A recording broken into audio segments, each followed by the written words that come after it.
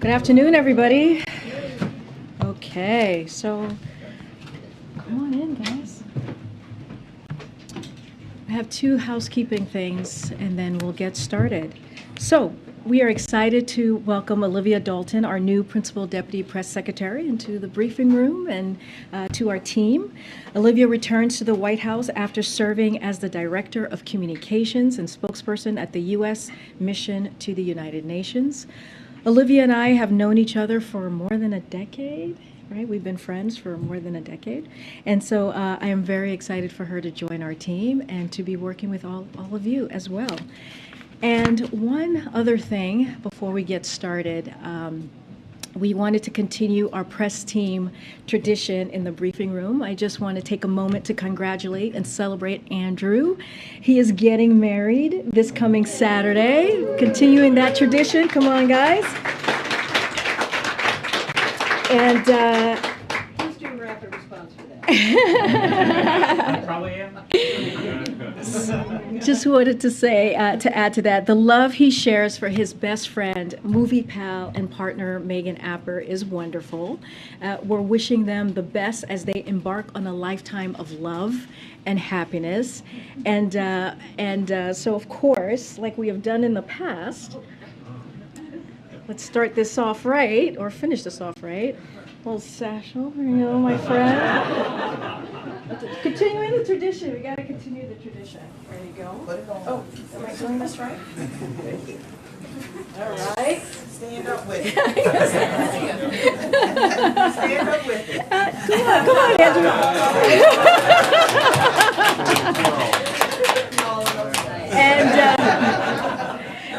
Okay, and one more thing, and with that, there is a special guest, a surprise guest for Andrew in the briefing room. Megan Apper, stand up. There you go. Oh, she was right there.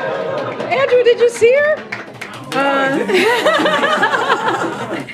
And Megan, we're taking it to the next level. Here, Megan. And here's yours as well. Okay. All right. We take marriage and wedding very seriously here. Here on the press. Okay. All right. Congratulations, guys. We're so excited for you. And I think Andrew's going to be gone for like 10 days, right? So don't bug him, bug us. And really, really excited for you. And congratulations to you, Amber. Thank you for coming to surprise him. Okay. And right now, okay, I do want to do that one day, but no one will take me up on it. But in all seriousness, okay. So we know you all had a couple of questions on the Ukraine offensive that they've been doing the last week or so, a couple of days, and so we wanted to invite our NSC friend, John Kirby, to come into the briefing room and take a couple of questions. So I will let him do that. He's going to do about 15 minutes. I'm sure he has a topper, and take a few questions. And of course, we have the event at 3, so we want to make sure that we get to as many people as we can today. Go ahead. All right. Congratulations. There's no way what I'm about to say can top that. I have two things I wanted to stop with. One is on Pakistan and the other Armenia and Azerbaijan, quite frankly. And then I know there's going to be questions on what's going on in Ukraine, and I'm happy to take those. But on Pakistan, just a quick update on our assistance during this difficult time of flooding, and I think you've all been seeing that and covering that. The devastation is pretty severe. 33 million people affected, 1,400 have died, almost 13,000 have been injured. Infrastructure literally washed away, to include almost 2 million homes and more than 4 million acres of farmland.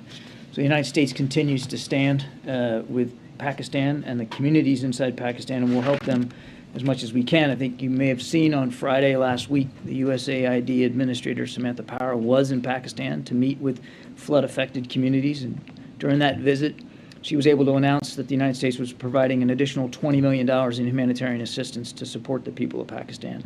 And that brings to $53.1 million total of our support this year just to support disaster resilience and flood response in Pakistan, with $50 million for emergency flood relief and $3 in resilience programming. But it's not just financial assistance, and you'll probably hear more about this from our folks at the Pentagon, but yesterday a total of 9 aircraft run by U.S. Central Command delivered more than 400 tons of relief supplies through USAID's Dubai warehouse in support, again, of the flood response. And our assistance to the people of Pakistan is being determined, of course, by U.S. personnel on the ground. USAID has deployed a disaster assistance response team to lead the U.S. government's humanitarian response efforts in Pakistan. And again, we're going to continue to support them as much as we can. On Armenia and Azerbaijan, some of you have asked some questions about that. I think you probably saw our statement yesterday, the one that Secretary Blinken issued. We remain deeply concerned about reports of continued attacks along that border, including reports of shelling and significant damage to civilian infrastructure. We're actively engaged with both the Armenian and the Azerbaijani government to see what we can do to end this violence. In fact, Secretary Blinken spoke with both the president of Azerbaijan overnight as well as the prime minister of Armenia. We've long said, but it remains, I think, important, and it needs to be said again, that there can be no military solution to this conflict. We urge restraint from any further military hostilities. We also encourage both governments to reestablish direct lines of communications across diplomatic and military channels, and to recommit to a diplomatic process to resolve the crisis. Steve? Are we witnessing a turning point in the war in Ukraine? I think what you're seeing is certainly a shift in momentum by the Ukrainian armed forces, particularly in the north. Now, we've been talking about this for quite some days now, this long-planned counteroffensive. It's really 2 counteroffensives, Steve. You got one in the north and one in the south. Clearly, we've been watching closely, and the events in the north are more dramatic than what we've seen in the south. I would let President Zelensky determine and decide whether he feels militarily they've reached a turning point. But clearly, at least in the Donbass, there's a sense of momentum here by the Ukrainian armed forces. And so what we're going to do is continue to support them as best we can. Does it feel like the Russians are just turning tail and running, or what are the Russians doing here? Well, I want to be careful not to speak for a foreign military, but I mean, certainly in the north, we have seen Russians evacuate, withdraw, retreat from their defensive positions, particularly there in and around the Kharkiv Oblast. They have left fighting positions. They've left supplies. They're calling it a repositioning, but it's certainly they have withdrawn in the face of Ukrainian armed forces that are clearly on the offense. But Steve, obviously, these are some dramatic events we're watching, but it's war, and war is unpredictable. And I think we're going to watch this as closely as we can, but it's really the Ukrainian armed forces that should speak to the progress they're making. Okay, we got to get out of here at 2:35, so go ahead, Jonathan. What early signs are U.S. seeing of a Russian response to the counteroffensive, and what fears do you and your Western allies have for how Putin, now that he's taking these defeats, may escalate things further? Good question. So you've already seen over the weekend the Russian military hit some infrastructure targets in Ukraine. It looks like they were largely going after the power grid. Mixed success, I think. Not all their strikes hit the targets or at least damaged the infrastructure to a maximum degree. But that was certainly what we would anticipate, or what we analyzed as a response to what the Ukrainians were doing up in the north. It remains to be seen what their next steps are going to be here as the Ukrainians remain on the offense up in the north and to continue to pursue a counteroffensive down in the south. They were invaded. They have a right to defend their country and their territorial integrity, and that means going on the offense. It doesn't mean just defending. And Jonathan, I know everybody's focused, rightly so, on what we've been seeing the last few days, but I think it's important to remember that even from the get-go here, but way back in February, in March, the Ukrainians were still on the offense as well as on the defense in this war, and it's a very dynamic situation. Go ahead, Phil. Can I follow up quickly on that? Is there any concern that that Russian repositioning would include repositioning in Armenia because of the response. We have not seen that. What we want to see is the hostilities stop. Now the Russians apparently brokered a ceasefire overnight that was almost immediately broken. Obviously we want to see there be a ceasefire that can stay in effect. But we haven't seen any indication that Russian forces are repositioning. Now I will remind, and I think you know this, I mean, they did have a peacekeeping presence there, and as far as we know, that peacekeeping presence is still there. A couple more. Go ahead. Thanks, John. The U.S. and its allies have taken into careful consideration kind of the dynamics on the ground as they've considered new support or assistance to send to the military. Has the current state of play changed or shifted what type of capabilities the U.S. is willing to send to Ukraine in this moment? I won't get ahead of future security assistance packages. I do think you'll see another one here in coming days, Phil. We're in lockstep with the Ukrainians, talking to them every day. Secretary Austin just held another contact group last week with 50 some odd countries, and of course the Ukrainians were present. So there's real-time discussions going on with the Ukrainians about what their military needs are. And I would also add that many of the systems that we've been providing in just the last few weeks and a couple of months have proven instrumental and effective in the Ukrainians' ability to go on the offense and to be actually quite effective on the defense in the last several days and weeks, to include, of course, those advanced rocket systems that we've talked about so much. They're using them with great effect. Thank you very much. Two questions, please. There's been some pretty unprecedented expressions in public by various officials in Russia, whether it's Kadyrov or some of these municipal elected officials, of discontent with what's going on, even if they're coming from different directions. Is there any indications that Putin faces a threat to his 2 decades in power? I think that's going to be up to the Russian people to decide. I mean, we have taken note of public statements by public officials, and certainly it's not insignificant, because it's not the kind of thing you have typically seen. Mr. Putin has tried to obscure the war in Ukraine since it started. Actually, I'd go so far as to say before it started. Calls it a special military operation. It's a war. And he hasn't been honest with his own people about what he's doing there, why he's doing it, and what he's doing it with. And he certainly hasn't been honest with the Russian people about the struggles that the Russian military have had in the conduct of this war, to include casualties and losses of equipment and systems.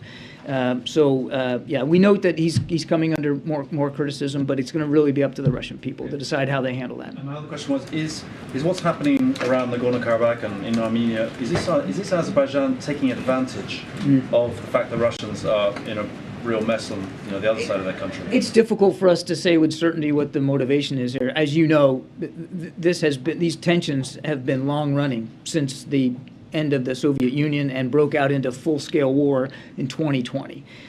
So it's really difficult to know what was the lit match here that started this. It's possible that there could be some notion by some leaders that Russia's preoccupied, but again, I think we need to be careful speculating on that.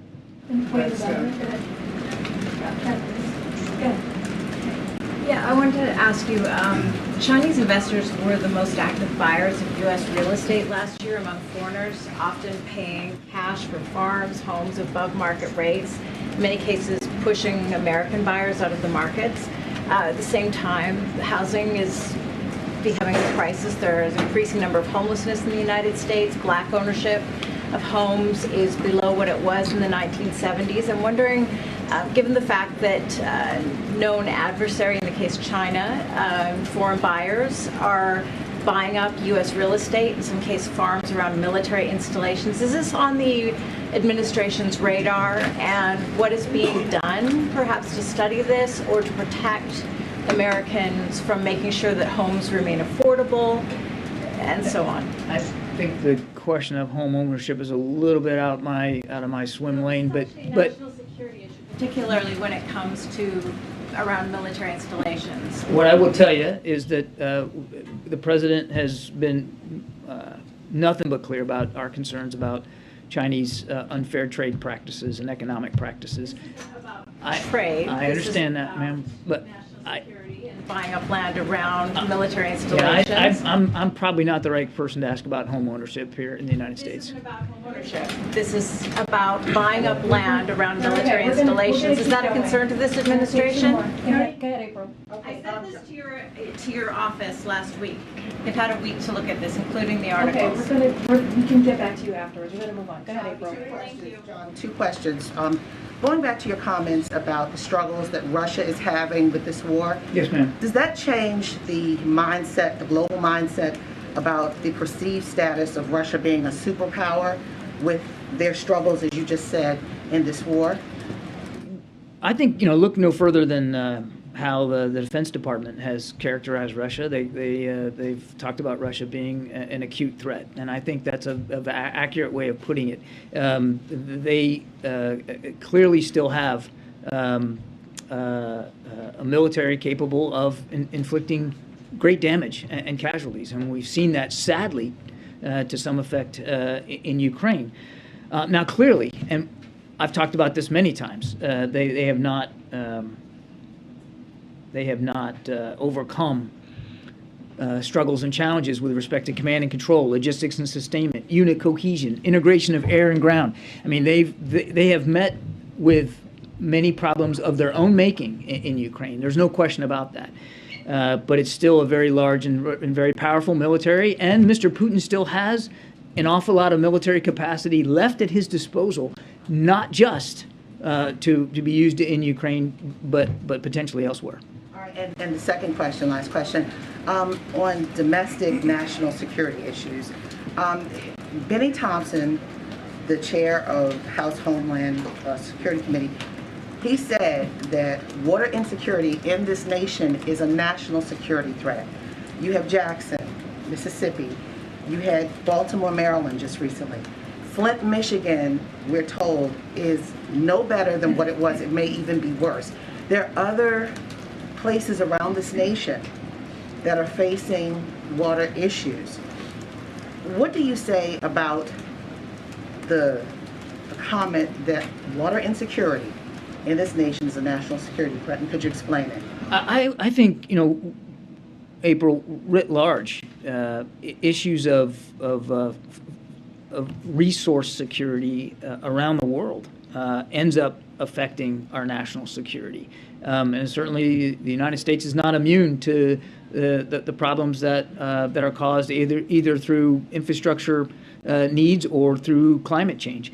But in general, when the country or any country faces famine, flood, drought, or natural disaster, it can create security issues that the United States military sometimes will have to respond to. So, you've got the National Guard that they're fighting wildfires, and they're involved in helping back home here with floods and other natural disasters.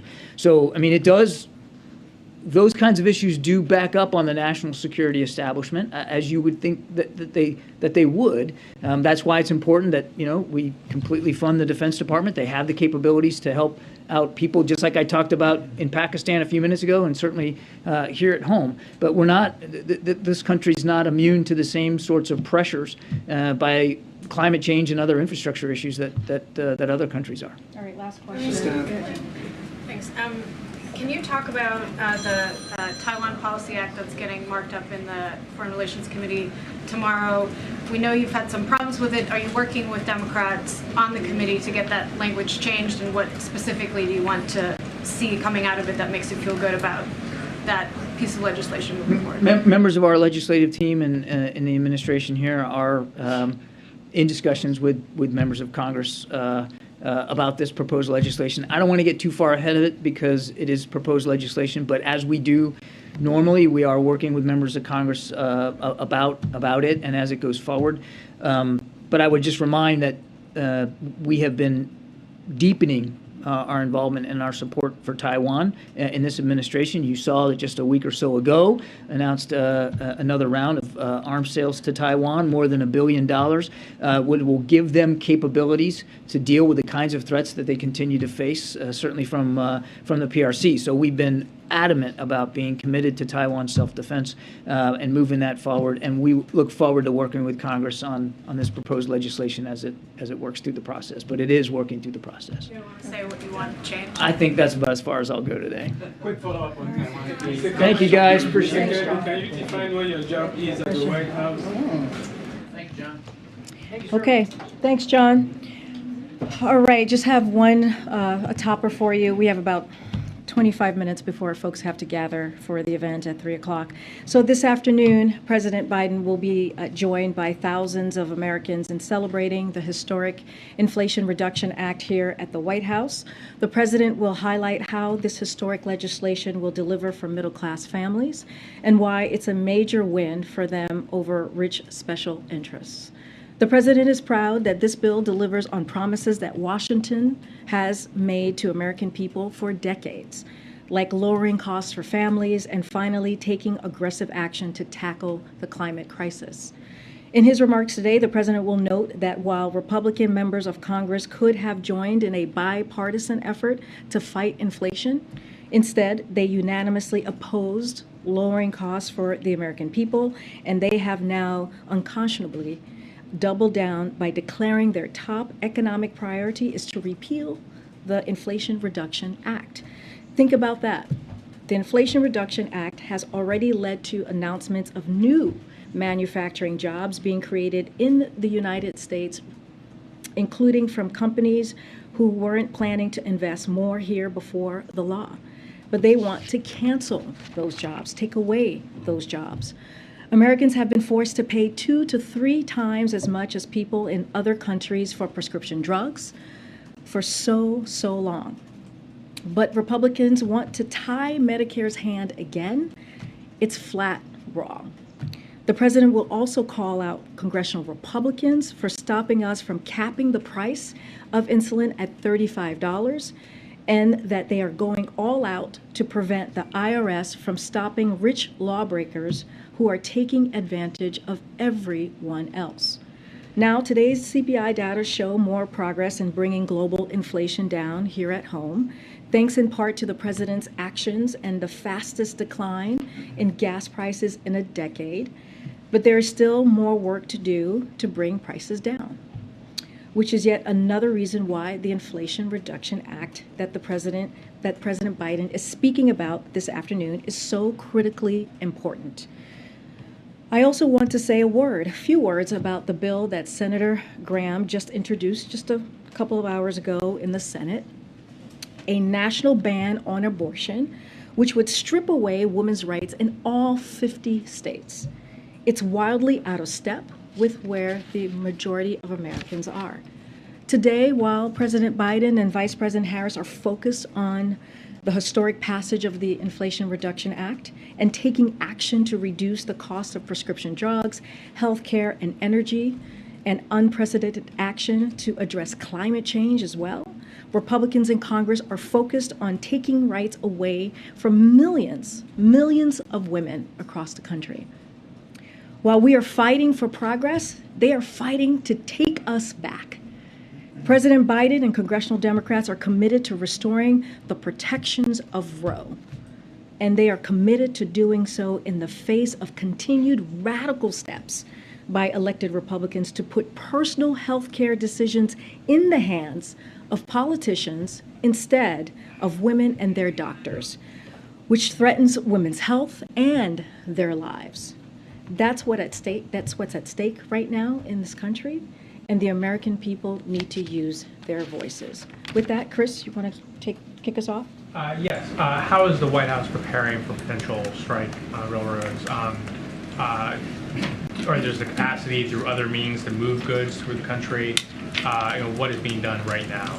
So let me just first say that it's important to remember that the unions and companies are still at the table, which is incredibly important. They're negotiating in good faith, as the president and cabinet secretaries have pushed for these past several months, and we have made crystal clear to the interested parties the harm that American families, businesses, and farmers and communities would experience if they were not to reach a resolution. A couple of things I would say about basically a contingency plan is what I think you're asking me here is, so we are working with other modes of transportation, including the shippers and truckers, air freight, to see how they can step in and keep goods moving in case of this rail shutdown. The administration has also been working with relevant agencies to assess what supply chains and commodities are most likely to face severe disruptions and available authorities to keep goods moving. So again, we're really working with and trying to figure out with other modes of transportation how to move forward. President working the phones himself? Who has he spoken to directly? So just a couple of things on that. Look, the president has been involved in this, and the cabinet secretaries have been involved since the early days of this effort. The administration has made hundreds of calls and meetings with unions and companies since early spring. And will continue to do so. The White House also, back on July 15th, they took a step in creating the Presidential Emergency Board. And so after a careful deliberation to find experienced members who could be trusted by both sides, they formed that board, which provided the framework to restart negotiations. So that was July 15th, but they have been in constant communications since the early days of the spring. So the president, yes or no, is personally calling Yeah, union leaders? I'm happy to share that as well. Yes, just yesterday, while he was in Boston, the president called both the unions and the companies to alert to avert a strike. And again, as a reminder, it's just the latest engagement. So yes, the president has been engaged as I just laid out. And again, the administration has made hundreds of calls since early spring, and you have the secretaries of labor involved, you have the secretary of agriculture involved, you have the secretary of transportation have been directly engaged since the early days. And last thing, does the president have plans to pass his ballot Delaware primaries today? I don't have anything to share about that at this time. Okay. On the inflation report that came out today, the president is promising the Inflation Reduction Act will do just that and bring down costs. But this bill does not address food or housing, prices of which we are seeing going up. So what is your message to Americans who are seeing these rising costs? And are you confident that you're doing enough to finally bring these down? So look, the president has said for some time now, when it comes to his number one economic priority is to deal with inflation, is to make sure that we are lowering costs for American people, for American families, Americans who have to come around the table, once a month in particular to figure out how are they going to pay those bills. Again, this is why the event that we're having in less than 45 minutes to celebrate and talk about, you'll hear from the president about the Inflation Reduction Act, is so critical. That is why Democrats and this president did the hard work to get that done, is to lower costs on healthcare, to lower costs on prescription drugs, and also energy costs as well. Look, when you look at the data, the inflation data, we're seeing more progress bringing global inflation down in the U.S. economy, as I just stated moments ago. Overall, prices have been essentially flat in our country these last 2 months. That is welcome news for American families, with more work still to do. As you know, every day this summer, gas prices have come down.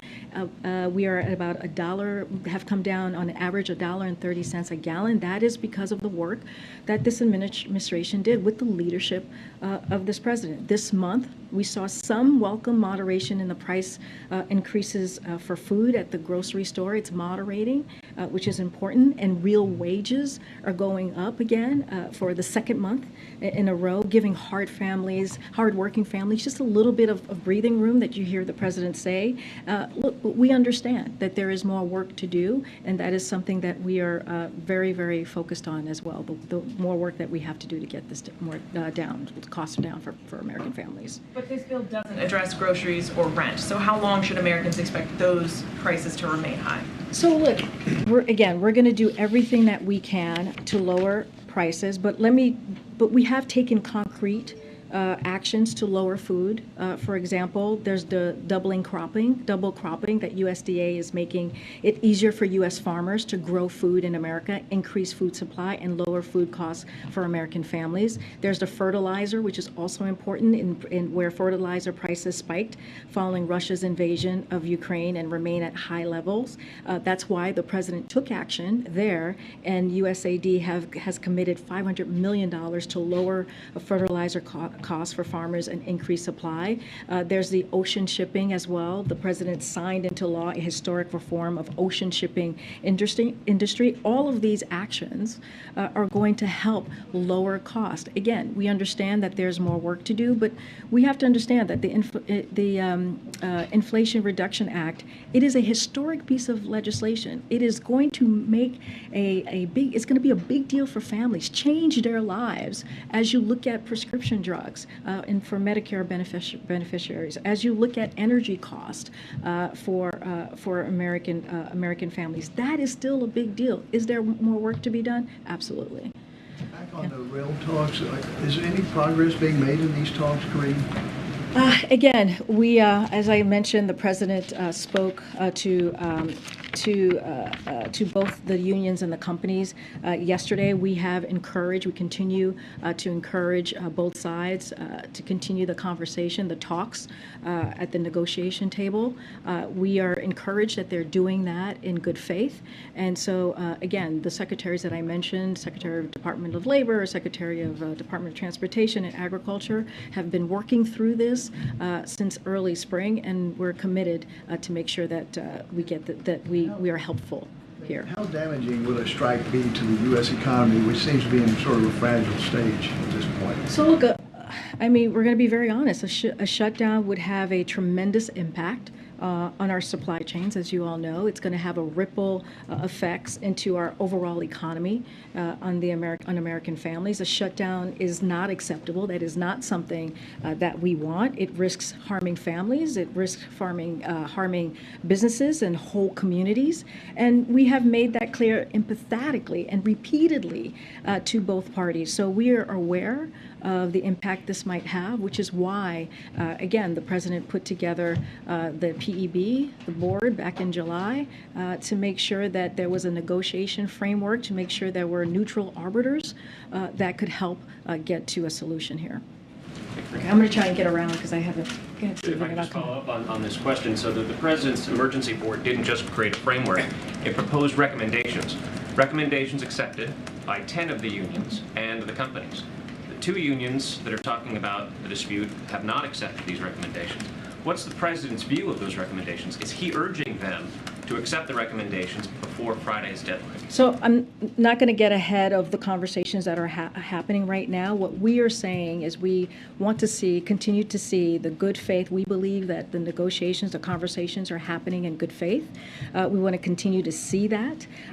They are continue to be at the table. And so that's what we're going to push for at this time. This specific issue is a question of the workers' rights to take time off.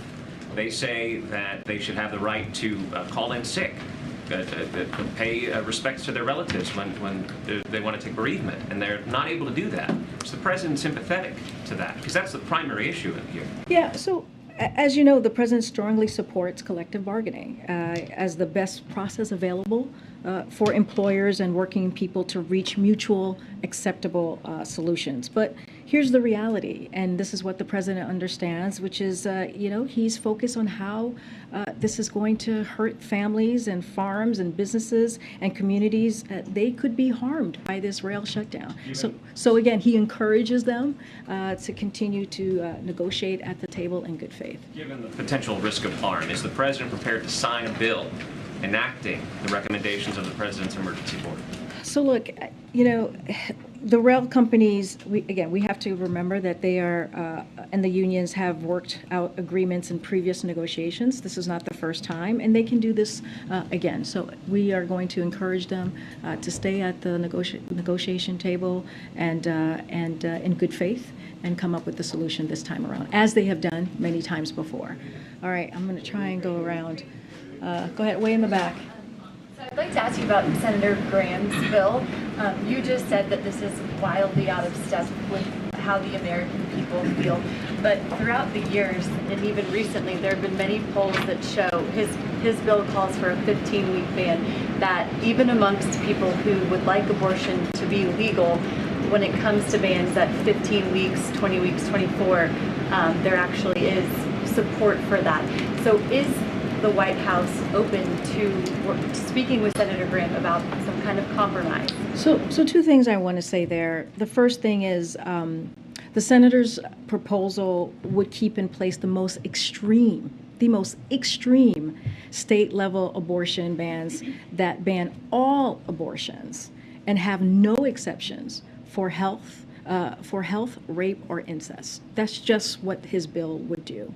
And it also provides no exceptions for women who may need access to abortion for their health. That's what his bill does. It is an extreme piece of legislation, and it is in line from what we are seeing from Republicans on these extreme agendas. That is not in line. That is not in line with majority of Americans. One last thing, and then I'll move on. I'm going to quote Lindsey Graham from August 7th, 2022, and he said, "I've been consistent.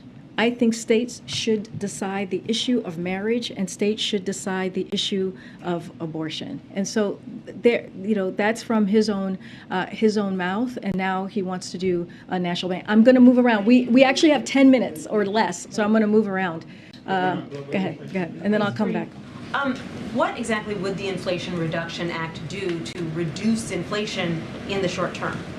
So when you look at the lowering costs in particular for Americans, I think that's important when you think about how inflation has increased costs for Americans. If you think about the $100 saving about $100 per year on premiums with ACA, when you think about lowering costs for our seniors, capping that at $2,000 a year instead of thousands and thousands of dollars a month, that lowering of cost as we deal with a time that is difficult for many Americans. Look, experts, economists has said themselves that this would be the Inflation Reduction Act would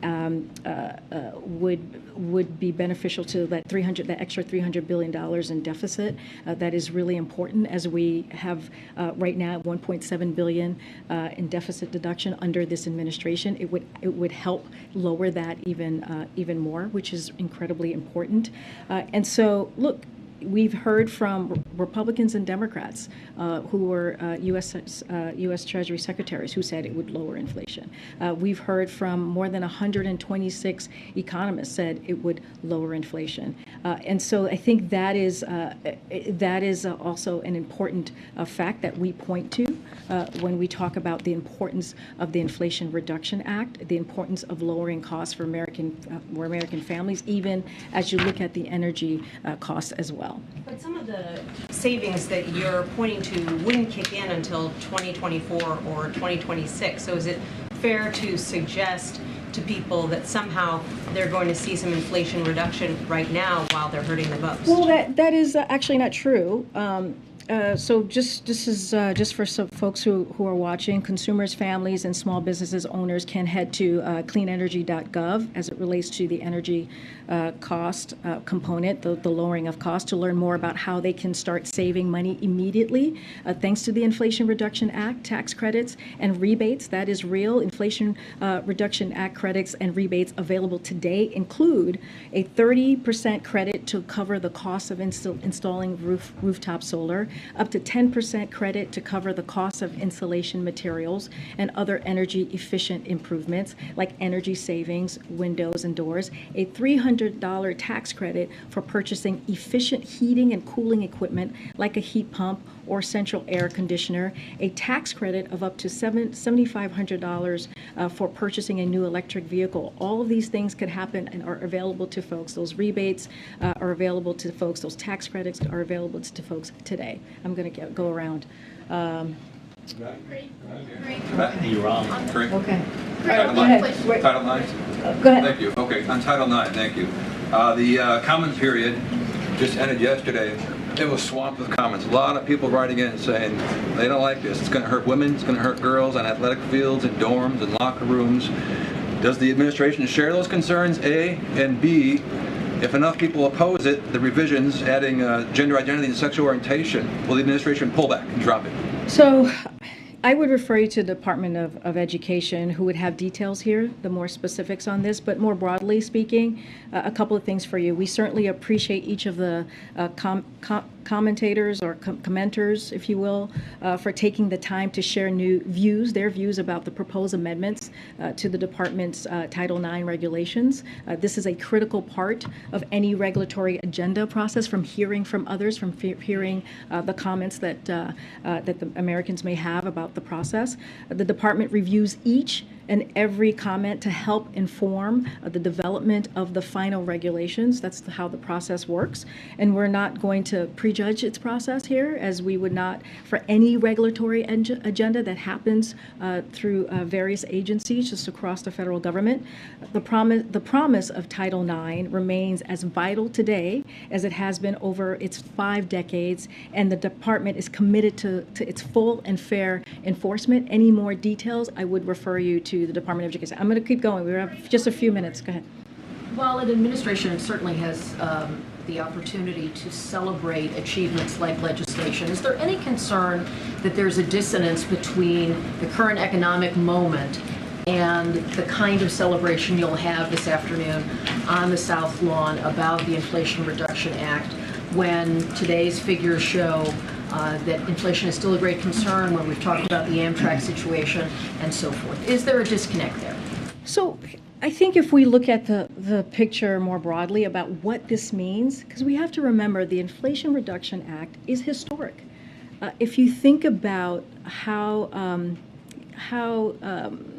electeds like the president and Democrats on Congress, other Democrats for decades, have been trying to fight Big Pharma, have taken that to head for the last few decades to make sure that Medicare, that our seniors are able to not pay thousands of dollars a month.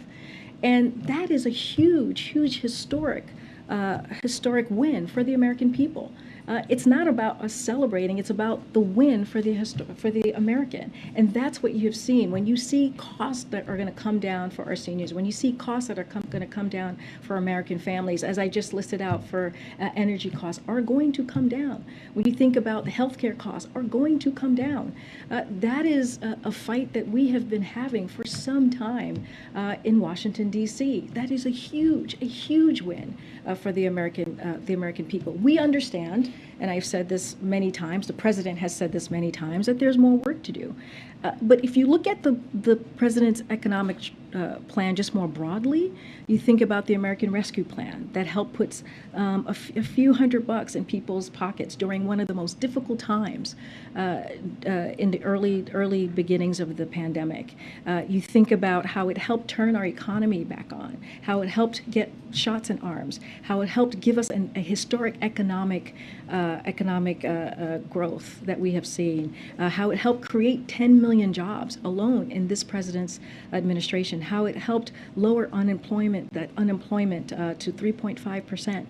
All of that is part of the broader economic plan that this president has had. You think about the bipartisan infrastructure law that's going to create jobs. You think about the Infrastructure Reduction Act that's going to create jobs. Bring manufacturing back home so we can actually create jobs right here. Good union-paying jobs.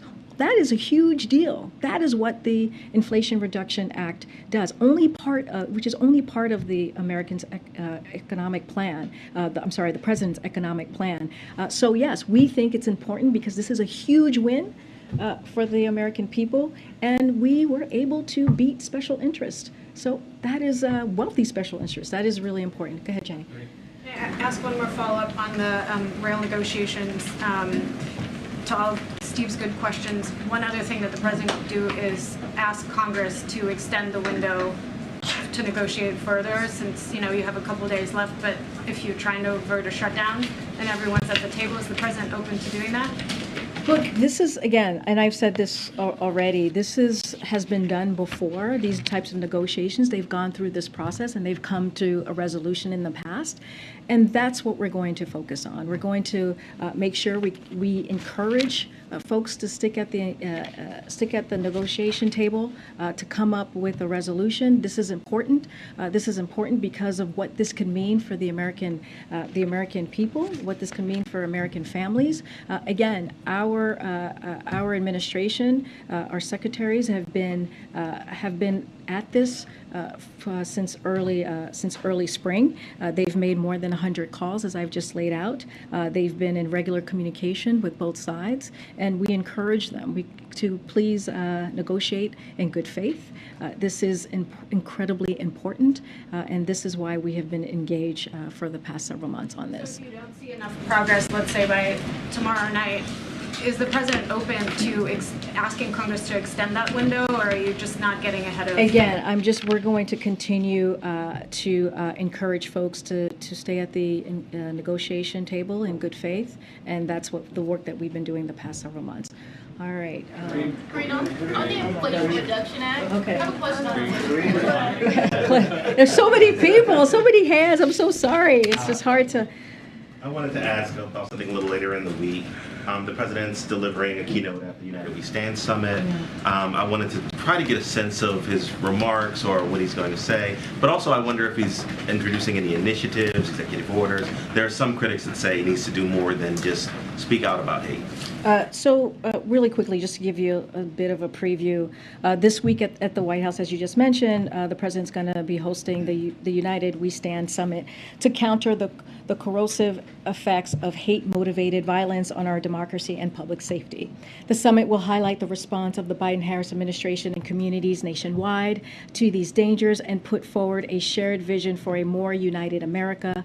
As you know, President Biden decided to run for president after the horror of the hate-fueled violence that erupted in Charlottesville back in August 2017, Charlottesville, Virginia. And since taking office, his administration has consistently taken steps to counter hate-motivated violence, from signing the bipartisan COVID-19 Hate Crimes Act to releasing the first ever national strategy for countering domestic terrorism, to signing the bipartisan Safer Communities Act, and most significant legislation in 3 decades to reduce gun violence. This bipartisan summit will highlight heroes from across America who are leading historic work in their communities to build bridges and address hate and division, including survivors and hate-fueled violence. We know that even as our nation has endured a disturbing series of hate-fueled attacks from Oak Creek to Pittsburgh, from El Paso to Poway, from Atlanta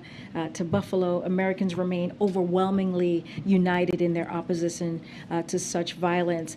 We will have more specifics on deliverables, but wanted to give you a preview of what that's going to look like. Again, we'll have more on deliverables for you on that. Okay, all right, we gotta end this, but go ahead. Okay, Go ahead. one more question. I know that there's some criticism about whether the president will take his limousine to London versus other world leaders. The palace has referred everybody to you guys. I wonder what your take is. So, look, I'm not going to comment on details around the president's security. We never do that. It's not a good thing to do, right? This is the president's security, and I would refer you to the United Kingdom government on the border logistics of the Queen's funeral. More broadly, what I can share is that the president has visited the United Kingdom twice since taking office. First to the G7, as you all know, some of you traveled with him in Cornwall, and second to COP26 in Glasgow. In the lead up to both of these visits, our team works seamlessly with the UK government, our colleagues there, to ensure all presidential travel requirements were met. Again, we look forward to working again in close coordination with their team. But again, it just would be inappropriate for me to comment on the we don't do yes or no's here. All right, go ahead. The Census Bureau reported today that income inequality increased for the first time since 2011. They didn't have a reason for that, but do you have any comment on why that might be, particularly when inequality has been a top concern for the president? Say that beginning part again. I missed that. Income inequality. Income inequality increased for the first time since 2011. Okay, I would have to talk to the National Economic Team on that specific question. Okay, all right. Karine, Good. Thank you, Karine. Over the weekend, the Vice President said that the border is secure, but we're on track to close the fiscal year with 2 million encounters, breaking last year's record. In the last month alone, fentanyl seizures are up 200%, and we're on pace to break that record also this year. So how is the border secure? So we see record seizures of fentanyl at the border, so we're actually catching fentanyl before it enters the country. So that's how we see that. Look, as far as the border, we're taking unprecedented action. We had to fix something that was broken, especially by the last administration. We've secured record levels. This is what we have been able to do, of funding for the Department of Homeland Security. Remember, many Republicans voted against that. Many of them who would like to invite me to the border have actually voted against that. We've made over 3,000 arrests as part of a first of its kind anti-smuggling campaign. We've installed border technology and set up joint patrols with Mexico and Guatemala to catch traffickers. We've got Mexico to agree to pay $1.5 billion to improve border processing and security through smart, proven border management solutions. And the president brought 20 world leaders together to collectively manage migration flows across Western Hemisphere. Compare that to the Trump administration, which largely just tried to build a wall, an ineffective wall, along the border, and couldn't even finish that in 4 years. We're certainly doing a lot more to secure the border, and could be doing even more if Republicans would stop their obstruction. That's it. I'm going to just take one last. I'm actually breaking the rule here. I'm taking one last question. Go ahead, Tam. Just one last question. Very quick follow-up. You probably do not have an answer, but will the president be meeting with the king when he's in the UK? And what about Prime Minister Liz Truss? I don't have anything to share on his schedule, anything further than he will be attending the funeral on the 19th, and nothing else to share on his schedule to UK. All right, thanks everybody.